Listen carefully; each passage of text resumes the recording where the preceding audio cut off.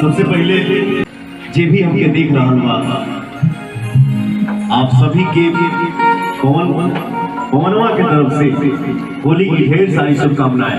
एक बार दिल से बोलिए हैप्पी होली। एक ठो देशभक्ति होली बा, एक बाद आप लोगन की जवन इच्छा हुई ना वही सॉन्ग होगा। देशवा के शान हो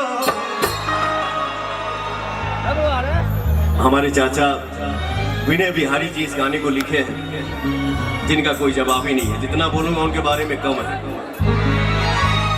देशवा के शान हो संयम और जवान हो, भले बड़े दूर हमसे औए मोर परान हो। भेजे हैं भेजे हैं लिफाफा में अबीर, पलमुआ खोली सीमा पर बड़े कश्मीर हो। भेजे हैं लिफाफा में अबीर, पलमुआ खोली सीमा पर बड़े कश्मीर हो।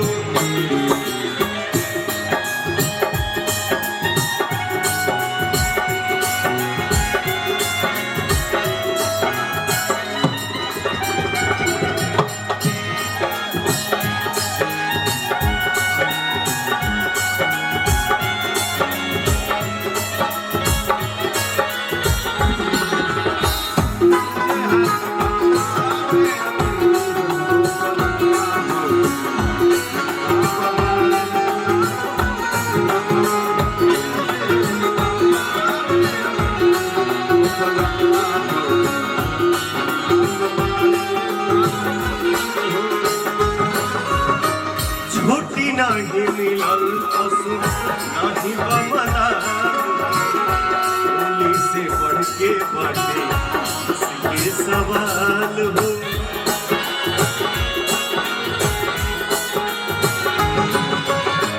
छुट्टी नहीं मिलल पशु नहीं बमला, होली से बढ़ के बाटे इसके सवाल हो। बाटे हमके नाच हो जानता समाज हो, पालक बच्चा बतारे समाज के ताज हो।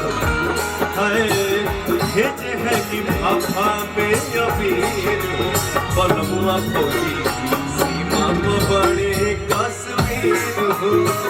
भेजे हैं लिफाफा में अबीर, पलमुआ सीमा पर बड़े कश्मीर हो।